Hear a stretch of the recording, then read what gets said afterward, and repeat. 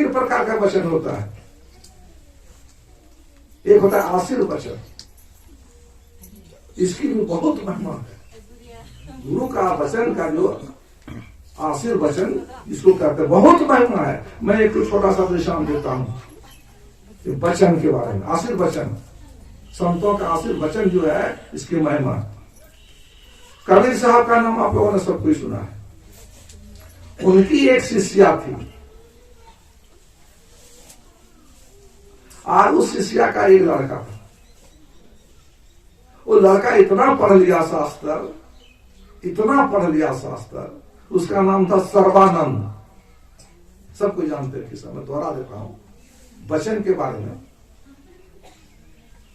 जितने उसके जमाने में बड़े बड़े पंडित थे, सबको हरा दिया शास्त्र। आज जब उससे कोई लड़ने वाला नहीं हुआ शास्त्र में, उससे कोई शास्त्र करने वाला नहीं बचा, तब उन्होंने अपना नाम बदल दिया। उसका नाम था सर्वानंद। क्या बदल दिया? सर्वाजीत। कि मैंने सबको जीत लिया, बदल दिया नाम। अब बदल करके अपने माता के पास वो जाता है। अब माता तो भक्ति में थी, कभी सुना। माता से जाकर, माता जी मेरा नाम तो सर्वानंद आपने रखा है, लेकिन अब हमको सर्वानंद नहीं कहना, मुझको सर्वाजीत कहना। मां का क्यों बेटा? सर्वानंद क्या खराब नाम है जो तुम कहते सर्वाजीत कहो? का इसलिए कहता हूं मां कि मैंने सभी पंडितों को, सभी बड़े बड़े ज्ञानियों को मैं हरा करके, मैं अब हमसे लड़ने वाला, शास्त्र में हम शास्त्रार्थ करने वाला अब कोई बचा ही नहीं है। इसलिए मैं अपना नाम सर्वानंद से सर्वाजीत कर लिया। कहा कि ठीक है, तो नाम तो तुम कर लिया है, लेकिन मेरा एक बात तुमको मानना पड़ेगा, तब कहेंगे तुमको सर्वाजीत। का क्या बोलो? का एक आदमी को हराना होगा तब। का किसका नाम? कबीर का नाम सुना है? कहा सुने तो है। का तुम जब कबीर को हरा करके आएगा ना, तब तुम कौन सर्वाजीत कहेंगे, नहीं तो नहीं कहेंगे। का कबीर तो पढ़ा लिखा नहीं है मां, उसको क्या हराना। खुद कहता कि मसी कागज छियो नहीं, कलम गयो नहीं हाथ। कलम का पेंसिल से उसका भी स्कूल में पढ़ भी नहीं किया, तो कहा अच्छा ठीक है, नहीं पढ़ा तो हरा के आओ। चला लो। आज अभी आता हूं, आज ही मैं जाकर शाम तक में जाकर तुमको बताता हूं कि मैंने उसको हरा दिया है। तो कैसे चला जानते हैं? उस समय गाड़ी घोड़ा थी नहीं, कहते हैं बैलगाड़ी थी। बैलगाड़ी में जितना शास्त्रार्थ था सब लोड किया बैलगाड़ी में। वेद पुराण उपनिषद और बैलगाड़ी में किताब लाद करके चला उसको शास्त्रार्थ करने के।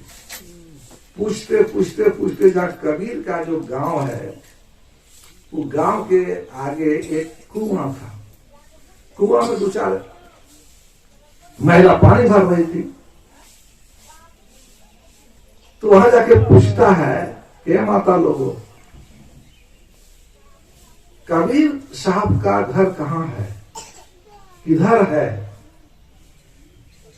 तो एक लड़की कहती है जिसका नाम था कमाली। वो कबीर साहब की बेटी थी, कमाली। तो कहते क्या काम है बाबा? कहते हम बहुत बड़ा पंडित हैं, हम शास्त्रार्थ में उनको हराने के लिए जाकर शास्त्रार्थ करें, इसलिए उनका घर बता दो कहाँ है। वो क्या कहते जानते हैं? देखा कि ये तो बैलगाड़ी पर जा रहा है। वो कहते हैं, कहती है कबीर का घर शिखर पर। शिखर माने ब्रह्मांड के चोटी पर, संसार के जहां सिर हिली गए, वहां जो गैल माने गली जो कैसा है, सिर हिले पिछड़, पाँव न टीके पिपील का, ऐसा पिछड़ है उस गली में चींटी जो है, चिपड़ी जिसको कहते हैं, उसकी टांग भी वहां नहीं ठहरती है। पंडित ला दे बोए, तुम गाड़ी छकड़ा लेकर के वहां जाना चाहता है? उतना गाड़ी जाएगा उसको बात तो समझ में नहीं आया कि कमाली के विषय में भी हम थोड़ा सा बता देते हैं। कमाली कैसे बनी, और उसका एक और था कबीर साहब का कमाल, और कमाली लोग कहते हैं कि उसकी बेटी। कमाल था बेटा और कमाली को क्या कहते हैं? बेटी। तो कैसे इसका भी थोड़ा सुन लीजिए। कबीर साहब के जमाने में, कबीर साहब के जमाने में एक क्या कहते हैं उसको, पैसे वाला आदमी था, सेठ टाइप का, जमींदार टाइप का, मुसलमान भाई था। उसका नाम था तकी। तकी सुनिए, तकी न जाइए जिन हाथ देखना है ना भजन में। तो तकी था, तो तकी कबीर साहब से हरदम जो है मुलाकात करते थे। एक दिन क्या हुआ, दोनों एक नदी के किनारे, गंगा के किनारे दोनों बैठे हुए थे, कबीर साहब और कौन? तकी साहब। अब तकी देखते हैं कि गंगा की धारा में एक मुर्दा जो है उभरते हुए आ रहा है।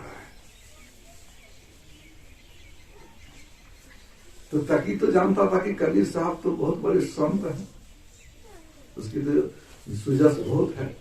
जब देखते जब नजदीक आता है तो कहते कबीर साहब आपकी महिमा बहुत बड़ी है, हम सुनते हैं कि आपकी बहुत जस फैला संसार में, लेकिन आपको हम तभी बड़ा मानेंगे जब आप कुछ चमत्कार आज दिखलाइए।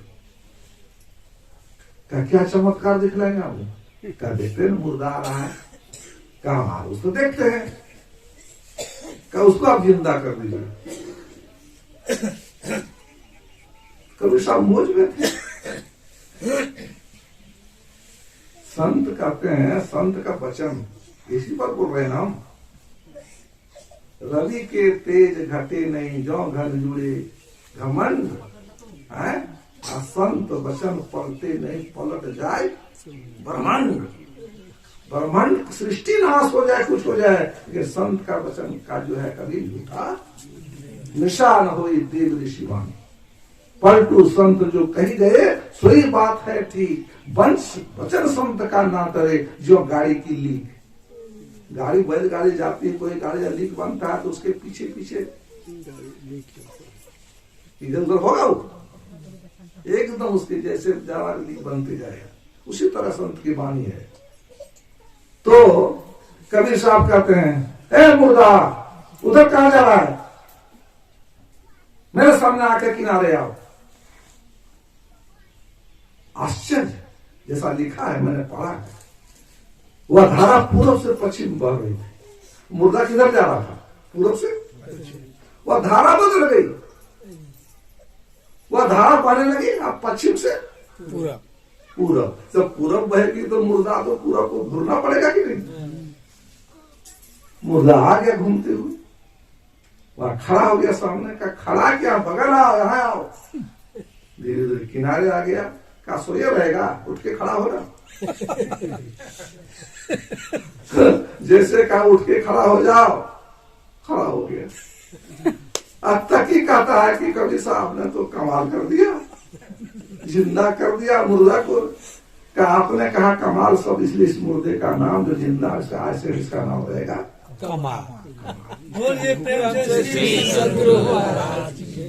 तकी जो था ना, अब वो सोचने लगा ये तो बहुत बड़े महात्मा है, इससे लाभ लेना चाहिए। तो उसकी एक बेटी थी जो बहुत पहले 6 महीना या साल भर पहले मर गई थी, और दफना दिया था कहाँ? कब्रिस्तान में। वो सोचा कि जब ये मुर्दा को जिंदा जिला कर सकते हैं तो हमारी बेटी को भी तो ये कर दें। कबीर साहब एक तो और काम लगा कर देना होगा। क्या तो हमारी एक ही बेटी है, इकलौती बेटी थी, हो गया साल भर मरने में, आगे देखिए कोई एक मील पर जो है उसको कब्रिस्तान है, कब्र उसका बना हुआ है, उसने उसको कब्र में उसको सुरक्षित रख दिए। आप कृपया उसको भी अगर जाके आशीर्वाद दे देते अपने वचन के द्वारा तो मेरा कल्याण रहता। कभी साहब मोल में चलो, संत का मोल होती है। आप संत को अगर कहिएगा पैसे दे करके या किसी तरह ठाकुर सुहाती बात करके खुश लाएंगे, वो खुश लाने वाले उनकी मोल होती है, उसकी मोल होती तो कुछ भी कर सकते, बिना पैसे का होगा आपका तो दया कर देते, नहीं तो नहीं। तो चलो गया दिखाया वहां का इसी में है बाबा, इसको थोड़ा जिंदा कर दीजिए। कभी साहब कहते हैं, ए तकी की बेटी कब्र से बाहर निकलो। तकी की बेटी थी, लेकिन बेटी नहीं निकलती। 3 बार कहा, ए तकी की बेटी कब्र से बाहर निकलो नहीं। तब क्या कहते हैं, ए खुदा की बेटी कब्र से बाहर निकलो। भगवान को खुदा कहते हैं, खुदा की बेटी निकलो बाहर। फिर भी नहीं, 3 बार कहा फिर भी नहीं। तब अंत में कहा, ए कबीर की बेटी बाहर निकलो। जैसे कहा कबीर की बेटी बाहर निकलो, भगवान उसको फाड़ करके जो है सो निकल करके खड़ी हो गई। अब सामने आके प्रणाम किया, बोलिए प्रेम से। उसी का नाम हुआ कमाली। वही कमाली जो है ना पानी भर रही थी, कभी समझ गए ना।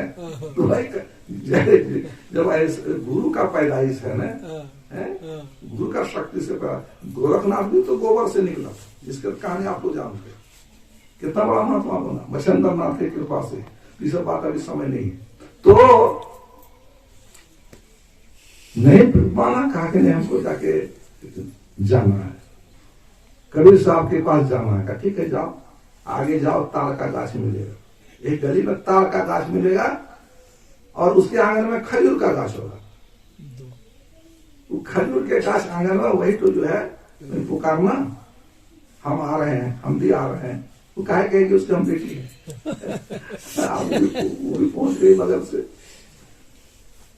और लोटा में एक लोटा पानी भर दिया कबीर साहब कमाली से मांगकर। कमाली जाती है, आवाज लगाता है, कौन नहीं आवाज कौन लगाता है, सरवाजी वही जा रहा है। वहां जाके आवाज लगाता, कबीर साहब हाँ क्या बात है, बाहर आइए। बाहर आया, क्या बात है, आपसे हमको ससुराल करना है। करो। एक लोटा पानी जो है कबीर साहब के सामने रख दिया। माना पहले सांकेतिक शास्त्रार्थ, बातचीत तो बाजी होगा, सांकेतिक से हम हरवा हरा देंगे ना तो हमको छुटकारा जल्दी हो जाएगा। तो सांकेतिक शास्त्रार्थ में एक लोटा पानी भर के सामने रख दिया। कहने का मतलब उसका था, जिस तरह लोटा में पानी लबालब भरा है ना, उसी तरह मैं जो है ज्ञान से लबालब भरा हूँ, हार मान लो। कबीर साहब तो जुलाहा थे, वो तो कपड़ा बुनते थे, कपड़ा बुनने का जो सुइया उनके पास था, पकड़ में निकाला, उसका जवाब दिया संकेत से। पानी में दिया तो पानी जो है ना भीतर चला गया, जाएगा नहीं, पानी में सुइया रखेंगे तो हाँ, तो सुइया भीतर गया। उनके कहने का कहा, तुम्हारा ज्ञान तो पूरा है, लेकिन मेरा जो ज्ञान है ना, तुम्हारे ज्ञान को छेदते हुए एकदम भीतर चला जाएगा। फिर भी उसको ज्ञान नहीं हुआ। तब जो है सो कहने लगा, देखिए ये नहीं होता, हमसे शास्त्रार्थ कीजिए। कितना अज्ञानी है, इतना करने पर भी उसको ज्ञान का क्या शास्त्र करेंगे, हम तो पढ़े लिखे हैं, हम तो कुछ नहीं जानते हैं, स्कूल नहीं गए, कलम किताब छुए, हम क्या आपके शास्त्र करेंगे। क्या तुम हार मानो? क्या मान लेंगे? हाँ, क्या तो दिखते हैं हम दस्तखत करना होगा आपको? क्या हम दस्तखत को नहीं जानते? क्या टिप्पा जानते हैं? क्या हम क्या टिप्पा करते हैं? अपने से लिखा हो। कबीर हारा और सर्वाजीत जीता, अपने से लिखा कागज में और लिख करके टीप लगा ली। उसके टीप लगवा करके फिर बैलगाड़ी पर चढ़ के आते घर से घर आया। माँ को कहा, माँ तुमको मैं यही कह रहे थे ना कि वो तो पढ़ा लिखा नहीं है, जाते सरेंडर कर गया। हार मान लिया, तुरंत तुरंत हार मान लिया। देरी में नहीं। क्या प्रमाण कुछ दिखाएगा तब न कोई बात मुझे से कहेंगे। क्या प्रमाण हम लाए हैं, उसको दस्तखत सब उसका करा के लगा दिखाओ ना। निकाल कर दिखाता, वो पढ़ती, उसमें क्या लिखा था? सर्वाजीत हारा और कबीर जीता। कहते हैं कि अरे कहता है तुम तुरंत यहाँ देखते हैं तुम हारा हुआ ना, तो तुम तो सर्टिफिकेट लिखा कहा देखो तुम पढ़ो, वो भी पढ़ के दिखता है सर्वाजीत हारा कबीर जीता। क्या कोई जादूगर है क्या? हो गया थे। क्या हम ही लिखे माता जी? लिखने जानता नहीं, हमसे भूल हो गया लिखने। क्या लिखने में तो उसे फिर लिख कर फिर चाहिए ना हमको, लंबा हो जाएगा। कहते हैं 17 बार गया वो, अरे वाह, और 17 बार में जो उसका यही हाल। कबीर हारा है जीता और सर्वाजीत।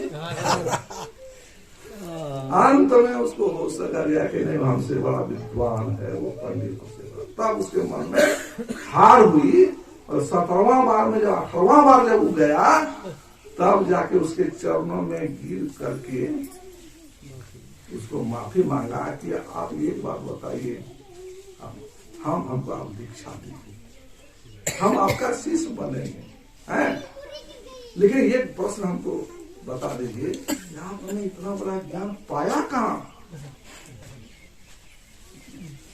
हम तो शास्त्र पढ़ते पढ़ते चारों वेद 18 पुराण सब पढ़ लिए, लेकिन जैसा ज्ञान वैसा तो हमको नहीं हुआ। आपको कहाँ से ज्ञान मिला? सो बता दीजिए कृपया। कबीर साहब क्या कहते जानते हैं?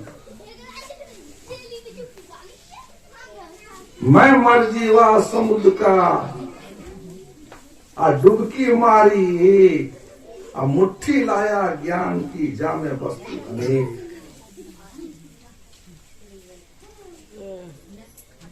मरजीवा माने समुद्र में पानी में डुबकी लगाने वाले को मरजीवा कहते हैं। मैं मरजीवा समुद्र का, एक डुबकी लगाया मैंने पानी में समुद्र में, और एक मुट्ठी ज्ञान लाया, उसमें अनेक वस्तु, सारा संसार परमात्मा भी उस ज्ञान में हम देखते हैं। अब तो उसको और शक आ गया कि कौन सा समुद्र है, कौन समुद्र में आपने लगाया? समुद्र साफ है का बाहर समुद्र में नहीं। जिस समुद्र में मैं गोता लगाया हूँ वह समुद्र बाहर का समुद्र नहीं है। क्या ये शरीर जो है यही समुद्र है, इसके अंदर में गोता लगाया। डुबकी मारी समुद्र में, निकसा जाए आकाश, गगन मंडल में घर किया, हीरा पाया दास।